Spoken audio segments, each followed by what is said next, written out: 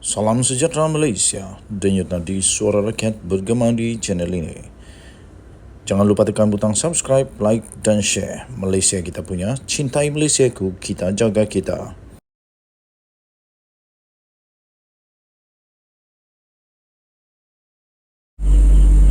Salam sejahtera Malaysia, denyut nadi suara rakyat bergema di channel ini. Wow, ini pengakuan yang cukup mengejutkan daripada Atok. Daripada seorang yang sudah berusia hampir 100 tahun. Rupa-rupanya ini pendedahan pengakuan daripada Mahathir sendiri ya. Yang ni Mahathir sendiri yang akui. Ini tak payah orang nak tolong dedah, tak payah orang cuba-cuba untuk korek-korek, bongkar sana sini, tidak perlu. Kerana apa? Mahathir sendiri mengakui bahawa dia dah 9 kali dipanggil polis berkaitan 3R. Itu kata Dr. Mahathir. Mungkin dia nak cakap dia ni sedang ditindas ke apa. Tapi bagi saya lihat tajuk ini, saya nampak di sana bahawa Mahathir memang selalu disiasat oleh polis berkaitan 3R. Kenapa? Kerana dia suka cakap tentang 3R. Sebab itu dah 9 kali kena panggil. Jadi polis pun tak akan panggil, ya, tak akan panggil kalau tak ada apa-apa yang patut dipanggil. Tapi ini dah 9 kali dipanggil polis berkaitan 3R. Dah 9 kali dipanggil. Sepatutnya Mahathir dah bertaubat, dah berubah. Jangan buat lagi. Kenapa nak tambah sampai berpuluh-puluh kali kah? Tak baik tahu untuk teladan bagi generasi akan datang. Tak baik untuk jadi teladan daripada seorang tokoh negara Malaysia, tapi dah 9 kali dipanggil. Bayangkan, memang itu impression yang tak bagus lah bagi saya. Bekas Perdana Menteri itu berkata beliau tidak kisah berapa kali dipanggil polis. What? Tidak kisah? Susah lah kalau tak kisah. Nanti orang ikut-ikut susah. Ya, susah. Nanti jadi teladan, jadi ikutan, susah, tak baik. Ini dapat menghancur negara Malaysia kalau terus-menerus begini.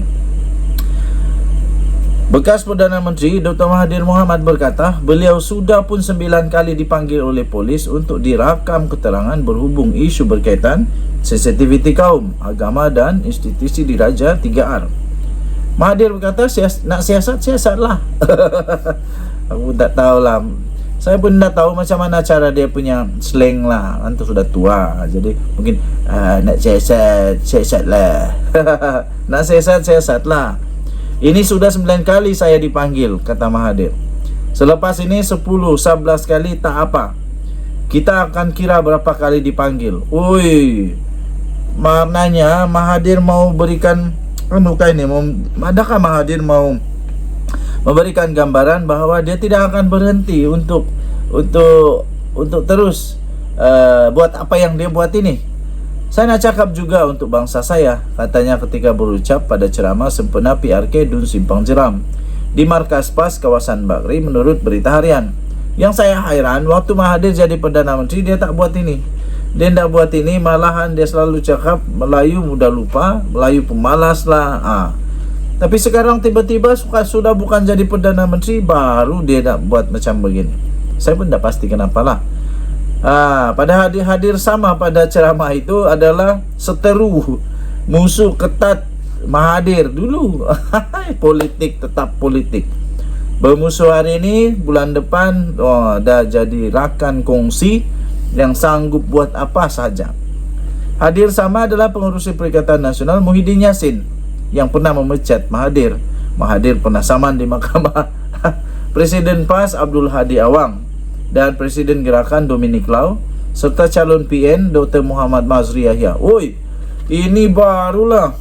Ini baru PRK Dun Simpang Jeram. Semua presiden datang.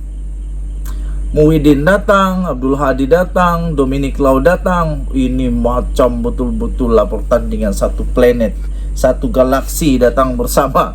Kenapa takut kalah kah? Saya tahu apa yang diucapkan sini. Di sini akan dicatat pihak tertentu. Saya kena panggil pula lagi. Kalau tanya kenapa cakap macam itu, jawapan saya senang saja, kata Mahathir. Kalau salah didakwa di mahkamah, selepas itu bolehlah saya jawab di mahkamah, katanya.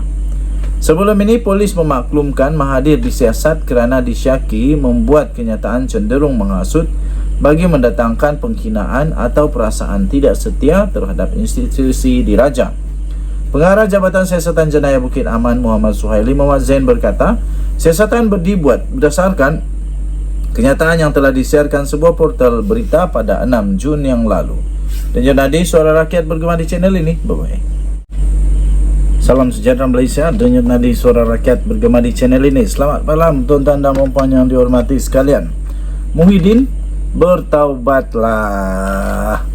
bharian.com.my 3 September 2023. Muhyiddin bertaubatlah. Nak bertaubat dari apa? Apa yang Muhyiddin buat sampai dia dah kena arah untuk bertaubat ni? Sampai dia kena bagi cadangan yang cukup tegas supaya bertaubat. Selalu orang bertaubat ni kerana dia bersalah atau berdosa, baru kena ada perkataan bertaubat. Jadi apa salah apa dosa Muhyiddin ni? Suruh dia bertaubatlah.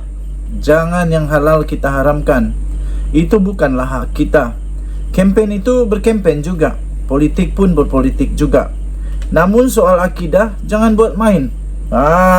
Betul jugalah. Yang halal kita haramkan, katanya. Itu bukanlah hak kita. Kempen juga, politik juga. Soal akidah jangan buat main-main. Halal haram tu jangan buat main-main tau. Demikian ditegaskan oleh Timbalan Pengerusi BN, iaitu Datuk Seri Muhammad Hassan, ketika beliau mengulas kenyataan Pengerusi Perikatan Nasional PN, iaitu Tan Sri Mahyadin Mat Yassin, yang mengeluarkan fatwa baru fatwa baru bahawa haram mengundi haram mengundi calon mewakili kerajaan perpaduan pada pilihan raya kecil PRK Parlimen Pulai pada Sabtu minggu depan.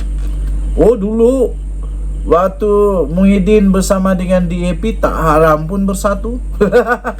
Kenapa tiba-tiba kerajaan perpaduan difatwakan haram pula? Yang ini yang tak puas hati Tok Matasan ni. Beliau menegaskan bekas Perdana Menteri itu tidak seharusnya mempermainkan agama. Sebaliknya perlu berkempen secara matang tanpa mencetuskan sebarang kontroversi. Ini saya setuju.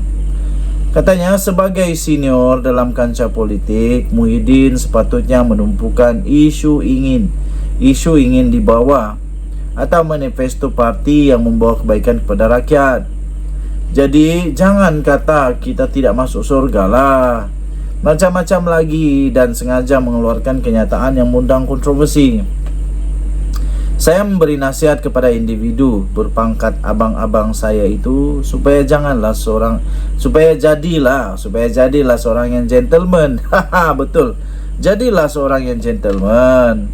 Kita beritahu apa yang kita hendak lakukan, bukannya mengeluarkan kenyataan-kenyataan seperti itu. Katanya kepada pemberita selepas melawat pusat daerah mengundi PDM di Lembah Kempas di sini pada hari ini.